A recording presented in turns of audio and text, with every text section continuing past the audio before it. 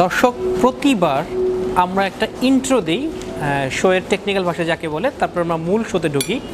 আজকে ইন্ট্রো ফিন্ট্রো সব বাদ, কারণ আমাদের সামনে ফুচকা সার্ভ হয়ে গেছে, মশালা ফুচকা, এবং দাবি করা হচ্ছে এটা কলকাতার অথেন্টিক ফুচকা। একটা সরল স্বীকারোক্তি দিয়ে নিই, আমি কলকাতায় পানি ফুচকা জান ভরে খেয়েছি, মোটামুটি বাজি ধরে খেয়েছি, নাক পর্যন্ত ঠেসে, মানে পেট থেকে শুরু করে।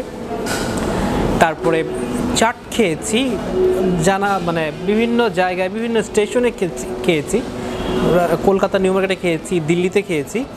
ফুচকা কখনো খাওয়া হয়নি, কারণ ফুচকা তো আমার দেশে অনেক ভালো রকম পাওয়া যায়, কিন্তু কলকাতার ফুচকা আসলে কেমন ভাই কথা পরে, আমার ফুচকা মচমচেটা চলে যাওয়ার আগে ফুচকা খাওয়া যাক। এটাকে দই ফুচকার মতো লাগছেন, কিন্তু তাদের দাবি এটা হচ্ছে মশালা ফুচকা, দই ফুচকাটা আলাদা, খেয়েই বোঝা যাক কী জিনিস। দই ফুচকার যে ফ্লেভারটা আমরা পাই সামান্য একটু ভিন্ন ফ্লেভার। কলকাতার ফুচকায় পেঁয়াজটা কিন্তু ওইভাবে ব্যবহার করা হয় না, উড়িষ্যার দিকে গেলে পেঁয়াজ টানা হয়। এখানে কি পেঁয়াজটা পাচ্ছি? পিছনে কি যেন ঝনঝন করে বাজছে, সামান্য একটু পেঁয়াজের আভাস আছে, এটা ঠিক। দইয়ের ফ্লেভার থাকলেও এটা পরিপূর্ণ দই ফুচকার মতো না। কলকাতার ফুচকা কি বা মশালা ফুচকা, স্বাদটা একটু ঝাঁঝওয়ালা, বিভিন্ন ধরনের মশলা উপরে ছেটানো, যে কারণে একটু মশলাদার স্বাদ নাকে স্পার্ক করছে। এটা ছিল আমাদের স্টার্টার, আমাদের মূল খাবার আসছে, সেজন্য আমরা অপেক্ষা করছি। কিন্তু দর্শক, আমরা কোথায় আসছি, আমরা কোথায় আছি এখন? আমরা আছি কলকাতা কাঁচি অ্যাভিনিউতে। দর্শক মনে করবেন না আমরা ঢাকা ছেড়ে এই মুহূর্তে কলকাতা উড়াল দিয়েছি, হয়তো আমরা উড়াল দেব, কিন্তু এখন কিন্তু আমরা আছি ঢাকার বুকেই, ধানমন্ডি 15 নম্বরে। এই যে কেয়ারি প্লাজা যেখানে আছে ঠিক তার উল্টা দিকে, এটাকে বলে ইউনিমার্টের বিল্ডিং। এখানে লিফটের 3-তে আসার পর আমরা হকচকিয়ে গেছি, কারণ আমরা এখানে এসেছিলাম অথেন্টিক কলকাতার খাবার খেতে। ঢোকার পরে দেখলাম এটা হচ্ছে জলজ্জান্ত একটা ফুড কোর্ট এবং বিভিন্ন দেশের খাবার। আমরা এখানে থাই খাবার দেখলাম, জাপানিজ দেখলাম, কোরিয়ান দেখলাম, তারপরে দেখলাম যে মানে ওয়েফেল তো বেলজিয়ান হয়, কিন্তু একটা আমেরিকান কোম্পানি এখানে ওয়েফেল বিক্রি করছে, আরও অনেক খাবার, আফগানি কাবাব, এইসব অনেক রকম খাবারের টেস্ট আজকে আমরা নিব না, কারণ আমরা এখানে আজকে নিব আমরা ইন্ডিয়ান খাবারের টেস্ট। এবং কলকাতা কাটি অ্যাভিনিউ যারা, তাদের দাবি হচ্ছে যে এখানে অথেন্টিক কলকাতার খাবার সার্ভ করা হয়। দর্শক, কলকাতার খাবার সার্ভ করে মানে খেয়ে দেখতে, টেস্ট করে দেখতে আমরা কিন্তু খুবই আগ্রহী, এবং এই জন্য চলে এসেছি মেঘনা টিভির নিয়মিত আয়োজন খায়দাই.com-এর আজকের কলকাতা এপিসোডে আপনাদেরকে স্বাগত। কাঠি রোল বিশেষজ্ঞ যারা আছেন, মানে যারা সমঝদার, তারা বলেন কাঠি রোলের মূল শর্ত হচ্ছে মজা হওয়ার, পরোটাটা হতে হবে ক্রিস্পি এবং পাতলা লেয়ারের। কেন কাঠি রোলের ব্যাপারে বলছি, কারণ এখন আমরা 3টা কাঠি রোল নিয়ে বসে আছি। দর্শক, কলকাতা কাঠি অ্যাভিনিউ কিন্তু বিখ্যাত হচ্ছে কাঠি রোলের জন্য, এবং আমার সামনে এখন নানান পদের কাঠি রোল এখানে আছে। যেমন এটা হচ্ছে আন্ডা কাঠি রোল, এটাকে কি বলে তারা, এই আন্ডা চিকেন কাঠি রোল। এটার দাম হচ্ছে 195 টাকা, সরি এটার দাম হচ্ছে 225 টাকা। আরেকটা আছে পনির মশালা কাঠি রোল, এটার দাম হচ্ছে 225 টাকা। আর বাটার চিকেন কাঠি রোল, এটার দাম হচ্ছে 225 টাকা। এটা হচ্ছে দামের ব্যাপার, এটার সাথে আবার 15% ভ্যাট যুক্ত হবে। দর্শক, জিনিসটা দামে মনে হচ্ছে প্রাইসি, কলকাতার তুলনায় তো বটেই, কিন্তু জিনিসটাও কিন্তু একেবারে দেখতে খারাপ না, মানে দেখতে খুব আকর্ষণীয় লাগছে। খেয়ে বোঝা যাক স্বাদটা কেমন।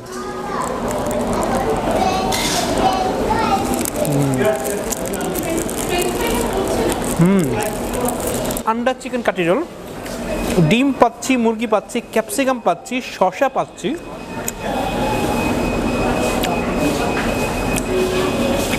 চন্দ্রবিন্দুর একটা গান ছিল না, এগরোলে আজ শুধুই পেঁয়াজ নাই শসা, এটার মধ্যে কিন্তু শসা আছে।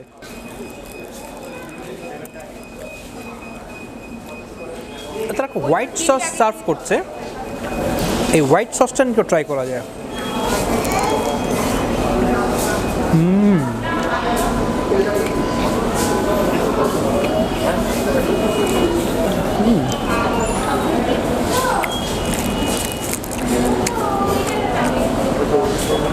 এই হোয়াইট সসটা কিন্তু স্বাদটা অনেকটা বাড়িয়ে দিয়েছে।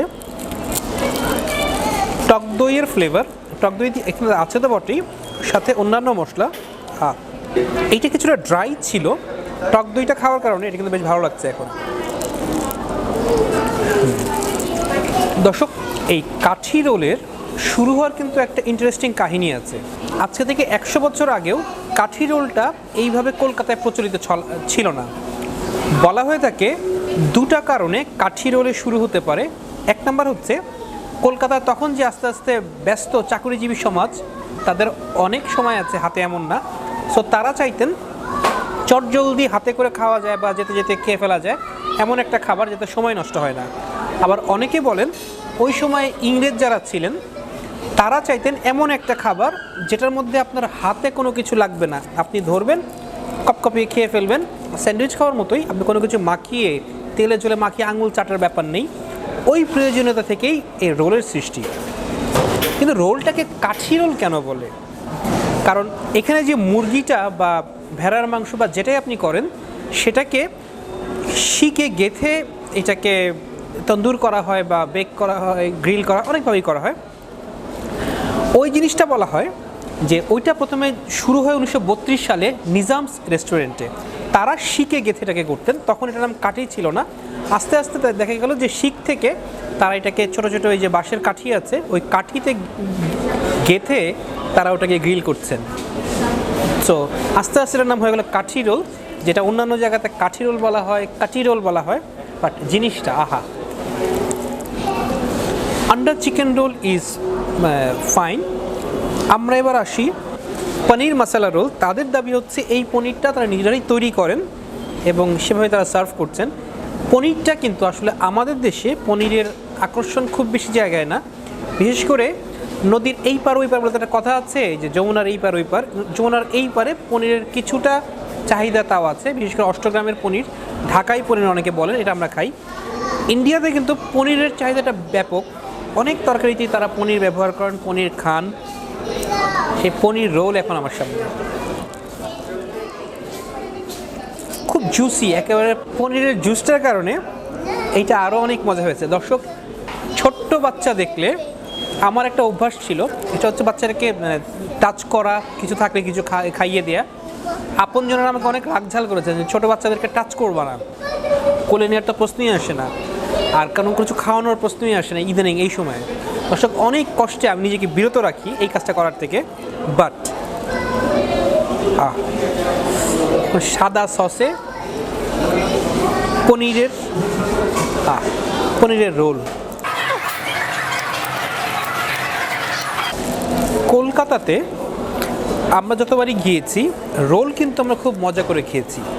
আসলে ওই কলকাতায় বাংলাদেশিরা যখন আমরা ছোটোবেলায় যখন আমরা গিয়েছিলাম ওই সময় তো বাসেই সবাই যেত এবং বাস গিয়ে থামতো কলকাতায়, আর কোথায় মার্কেট স্ট্রিটেই থামতো, বাংলাদেশিরা ওখানে থাকতেন। ওখান থেকে মানে প্রচুর বাংলাদেশি ওখানে থাকেন, এসেই ওখান থেকে যে হক মার্কেট, যেটাকে নিউ মার্কেট বলে, ওখানে আমরা গিয়েছি। তারপর আস্তে আস্তে পার্ক স্ট্রিট থেকে শুরু করে অন্যান্য জায়গায় ঘোরাফেরা করেছি। তো একটা জিনিস কলকাতায় আমার কাছে ভালো লেগেছে, মানে খুবই ভালো লেগেছে, যেটাকে যে সিটি অফ জয় বলা হয়। রাস্তার মোড়ে মোড়ে পথে পথে আনন্দের খোরাক ওখানে পাওয়া যায়। ওখানে মানুষগুলো আমাদেরই মতন, কেউ রাগ করছেন, কেউ ভালো ব্যবহার করছেন, বাসের মধ্যে ভিড় থাকছে না, সো ফাইন। একটা শহর হিসেবে খুব মানে ভালো লাগার মতো শহর কলকাতা একটা। একই সাথে একটা জিনিস খুব ভালো লাগে, সেটা হচ্ছে ওদের স্ট্রিট ফুড কালচারটা। আমাদের দেশে স্ট্রিট ফুড ব্যাপারটা হচ্ছে এমন যে মাঝে মধ্যে আমরা ওখানে যেয়ে শখ করে খাচ্ছি বা কোনো কিছু খাচ্ছি, বাট কলকাতায় অনেক লোক আছেন যারা রেগুলার স্ট্রিট ফুডে খাচ্ছেন এবং আপনি স্যুটটাই পরে শখ করে স্ট্রিট ফুডে খাওয়ার কিছু নাই, আপনি রেগুলারই ওখানেই খাচ্ছেন। কলকাতায় স্ট্রিট ফুডটাই মানে একেবারে এইভাবে মানে বাবুরা বসে মানে রাস্তার মধ্যে খাবেন, রেগুলার দাঁড়িয়ে পড়ে খাবেন, এই জিনিসটা, এই কালচারটা ঢাকায় কিন্তু ওইভাবে দেখা যায় না। অফিস পাড়া যেমন মতিঝিল বা অন্য যে কোনো কোথাও সামান্য দেখা যায়, বাট টোটাল কলকাতাতেই মানে কালচারটা যেভাবে চলে, ফ্যান্টাস্টিক একটা জায়গা। পনির মশলা রোলটার থেকে আমরা একটু বাটার চিকেনে আসি। এটার দামও কত? 225 টাকা। এটা একটু খাওয়া যাক। আচ্ছা, কলকাতায় গেলে এই রোলগুলো কোথায় ভালো পাওয়া যায়? যেমন আমরা খেয়েছিলাম কুসুম, এটা পার্ক স্ট্রিটে ছিল বা অন্যান্য, এটা 6-7টা শাখা আছে কলকাতার মধ্যেই। বলা হয়ে থাকে যে জিশান সেটা এখন বেশ নাম করেছে এবং মানুষ ওখানে বেশ আরাম করে খাচ্ছে। হগ মার্কেট যেটা বা নিউ মার্কেট আমরা যেটাকে বলি, এইটা একটা অদ্ভুত ব্যাপার। এক একটা শহরে বাংলাদেশ বা আপনি ইন্ডিয়াতে যেখানেই যান, আমরা পাকিস্তানেও চাঁদনি চক নামে একটা জায়গা থাকে। এটা মনে হয় এই উপমহাদেশের একটা বৈশিষ্ট্য, চাঁদনি চক নামে প্রতিটা শহরেই বা বড় বড় শহরেই একটা মার্কেট থাকে। আরেকটা থাকে সবচেয়ে পুরাতন যে মার্কেট, সেটার নাম থাকে নিউ মার্কেট। তো কলকাতার হগ মার্কেটটাকে নিউ মার্কেট বলা হয়। ওখানের পিছে একটা জায়গা আছে, দুটা ছেলে মনে হয় বসে, ওদের ইয়েটাও, এই রোলগুলো আমার কাছে বেশ ভালো লাগে, কাঠি রোল।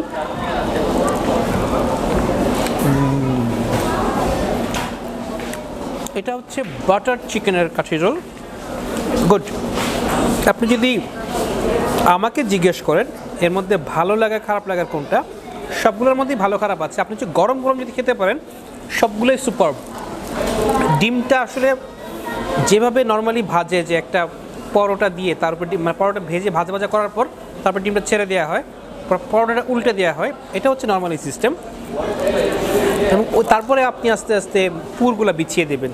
এই পুরগুলো কিন্তু আপনার ভেড়ার মাংস হতে পারে, মুরগির মাংস হতে পারে। এখানে বিফ আছে, কলকাতায় যেহেতু বিফটা চলে কম, আমরা এই জন্য বিফটাতে ট্রাই করলাম, চিকেনটাতে ট্রাই করলাম।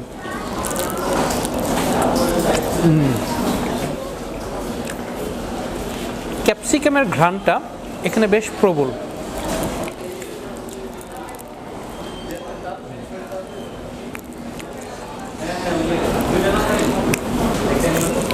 এটার সাথে একটু টমেটো সস আছে, টমেটো সসের সাথে একটু এই চিজ রোলটা ট্রাই করা যাক।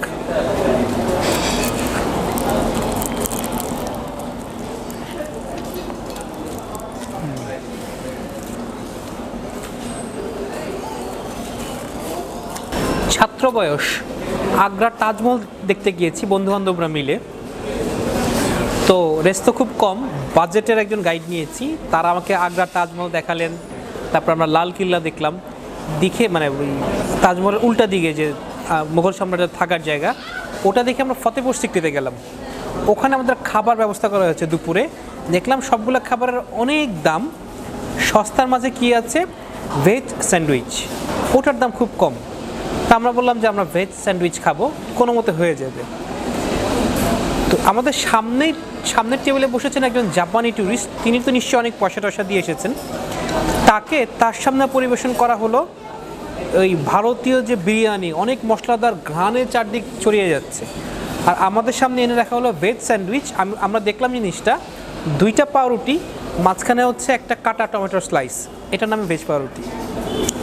ওই জাপানি ভদ্রলোকের কিন্তু আমাদের মতো অবস্থা, এই মশলাদার খাবার তুমি খেতে পারবেন না, ওনার জন্য এই কাঁচা টমেটো আর পাউরুটি ইজ ফাইন।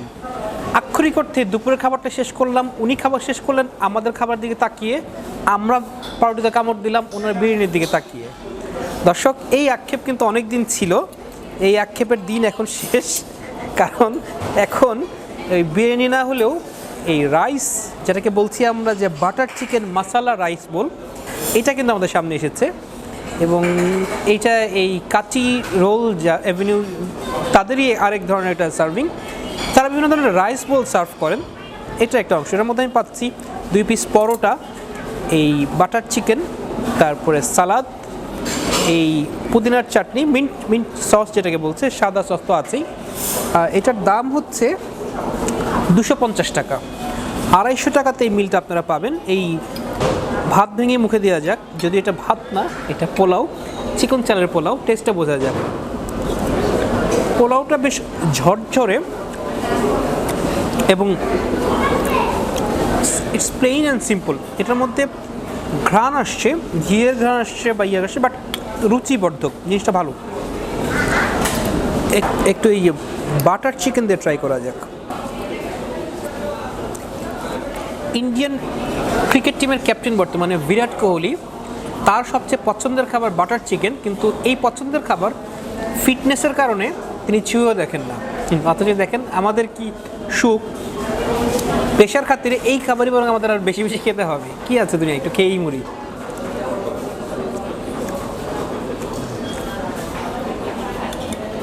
আমাদের দেশে ইন্ডিয়ান রেস্টুরেন্টগুলোতে এক ধরনের প্রবণতা লক্ষ্য করা যায়, তারা কেন জানি এটার মধ্যে বেশি বেশি মিষ্টি দেন এবং মানে খেলে একটা ধারণা হয় যে ইন্ডিয়ান খাবার মানে একটু মিষ্টি মিষ্টি, মানে সৌভাগ্যের কথা এখানে কিন্তু এরকম মিষ্টি মিষ্টি সব কিছু না, একটা প্রপার ঝালের ছোঁয়া আছে, হুইচ ইজ গুড।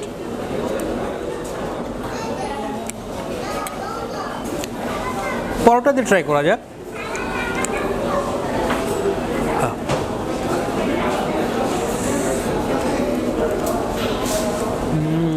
ভাতের চেয়ে এটা পরোটার সাথে বেশি যাচ্ছে, বিশেষ করে যে গ্রেভিটা, পরোটা কিন্তু খুব পাতলা এবং খাস্তা। রোলের চেয়ে বরং এই পরোটাটা আমার কাছে বেশি খাস্তা এবং উপাদেয় মনে হচ্ছে।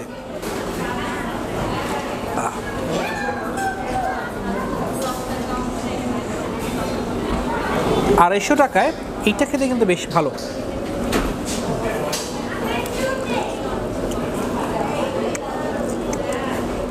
ইন্ডিয়াতে বেশ কয়েকবার যাওয়া হয়েছে, কিন্তু প্রথম কয়েকবার যখন গিয়েছিলাম তখন আমি ছিলাম মানে গড়পড়তা, মানে আমাদের সবার যেমন ভাতের জন্য একটা ক্রেভিং থাকে, একটা ভয়াবহ ক্রেভিং সবসময় কাজ করতো।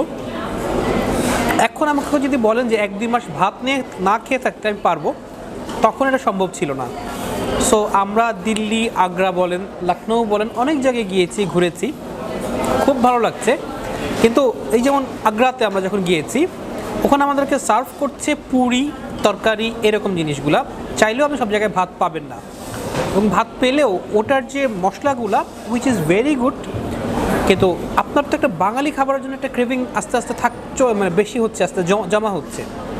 কলকাতায় নামার পরে একটা হোটেলে গিয়ে কী খাওয়াটা যে দিলাম, কী খাওয়াটা এখনও মনে পড়ছে। এবার একটু লাচ্ছি খাওয়া যাক, দেখা যাক। এই লাচ্ছিটার দাম হচ্ছে এখানে 150 টাকা।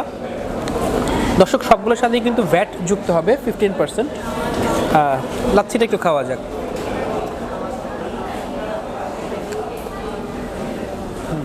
বাহ, সুন্দর তো লাচ্ছিটা, কিন্তু বেশ মজার।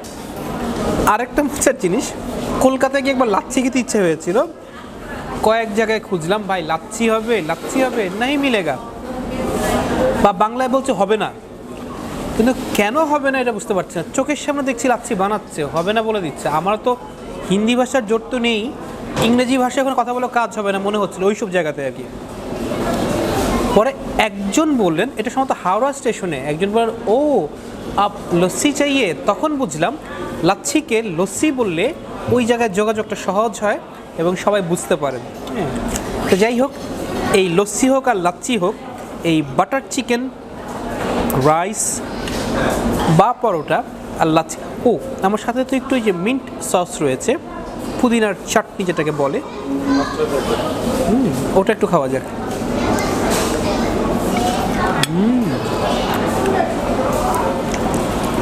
এটার সাথে আসলে পরোটা দিয়ে যাবে, পরোটা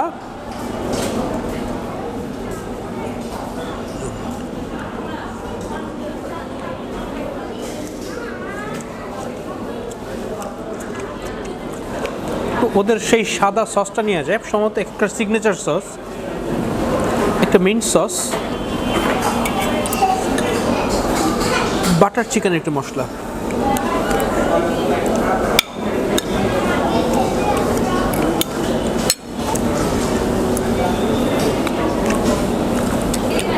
এটা কিন্তু এই সাদা সসটা কিন্তু মজার এই জন্য, দেখে মনে হচ্ছে এটা নির্ভেজাল টক দই, ব্যাপারটা কিন্তু তা না। এর মধ্যে বেশ কিছু মশলা মেশানো হয়েছে, যেটার কারণে এটার স্বাদটা অন্যরকম হয়ে উঠেছে এবং এটা দিয়ে খেতে বেশ ভালো লাগছে।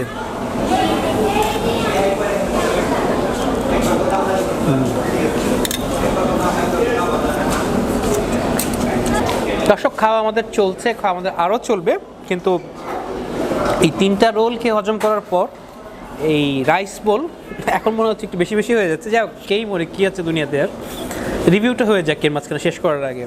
আমার ধারণা ছিল এটা হবে একটা শপ, একটা দোকান, ইন্ডিয়ান খাবারের দোকান। এখানে আসবো, আমরা মজা করে খাবো, তারপর চলে যাব। আসার পরে দেখলাম এটা রীতিমতো একটা ফুড কোর্ট। আপনারা আগেই বলেছি শুরু করার সময়, এখানে অনেক রকমের খাবার আছে, অনেক রকম অপশন আছে। আপনারা চাইলে কিন্তু এখানে আসলে, আপনারা চাইলে এখানে বা অন্যান্য জায়গা যেগুলো আছে ফুড কোর্টগুলো ঘুরে ঘুরে দেখতে পারেন, বা অর্ডার দিয়ে একটি ইউনিমার্টে বাজারে করতে পারেন, সুবিধা আছে। একটা বই পড়ার দোকান দেখলাম ইউনিমার্টের সম্ভবত এইটা, বেশ কিছু বইটাই ওখানে রয়েছে, বইও আপনারা দেখতে পারেন। এবং মোটামুটি হ্যাপেনিং পরিবেশ, মানুষজন আসছেন, বাচ্চা কাচ্চারা আসছে, ঘোরাঘুরি করছে, ফাইন, দিস গুড। ওয়াশরুমের ব্যবস্থা কমন ব্যবস্থা, এখানে নিচে গাড়ি রাখার ব্যবস্থা রয়েছে, সো ওইসব দিক দিয়ে কোনো সমস্যা নাই। এবার আসলে যে খাবার বেলায়, খাবার সার্ভ করতে তারা কিছুটা সময় নেন, হুইচ ইজ গুড, কারণ এই সময় তারা তাদের নিজস্ব কারিগরি করে রান্নাগুলো করেন। সবচেয়ে মজার ব্যাপার হলো আপনি যখন এগুলো মুখে দেবেন, আমি কাঠি রোলের কথাটা বলছি, কাঠি রোলের ব্যাপারটা হলো যে, আচ্ছা ব্যাড সাইড কোনটা, ফার্স্টে ব্যাড সাইড বলি। ব্যাড সাইড আমার কাছে লেগেছে যে পরোটাগুলো যতটুকু খাস্তা বা থিন লেয়ারের হওয়ার কথা ছিল, সেই তুলনায় আরেকটু তারা মোলায়েম হয়েছে, এটা কোনো সন্দেহ নেই, কিন্তু এই উপরে একটু ক্রিস্প ভাবটা না, ওটা একটু কম লেগেছে। আর বাকি সব কিছু ফাইন। পুরের কথাটা যদি আসি, এটা বোঝাই যাচ্ছে যে তাদের এইটার মধ্যে অনেক রকমের মশলা দেওয়া, সো স্পেসিফিক বলাটা যে এইটার ঢক বেশি এটার ঢক কম এমন না। শোনা যাচ্ছে যে তারা ধরেন 30টা মশলা অন্তত তারা ইউজ করেছেন, মানে সিক্রেট ইনগ্রেডিয়েন্টস, গোপন মশলা, যে খাবারটাকে সুস্বাদু করে তুলেছে। এরপরও এই খাবারটা কিন্তু এমন না যে খুব ফ্লেভারফুল, আপনাকে নাকে আলাদা একটা ধাক্কা দিচ্ছে বা কোনো কিছু, বাট টেস্ট করে খুব সুন্দর করে ব্লেন্ড করে গিয়েছে, এতে খেতে ভালো লাগছে। কলকাতায় আমি যে টেস্ট পেয়েছিলাম, টেস্টটা কিন্তু কাছাকাছি এরকম কিছুটা হলেও আসছে, হুইচ ইজ গুড। ঢাকায় বসে কিছুটা হলেও কলকাতার স্বাদ এখানে আপনারা পেতে পারেন। মিষ্টি দইয়ের লাচ্ছিটা কিন্তু বেশ মজার, লস্যি বলতে আমরা যে জিনিসটা বুঝি অনেকটা এখানে আসছে, ইটস গুড। আচ্ছা,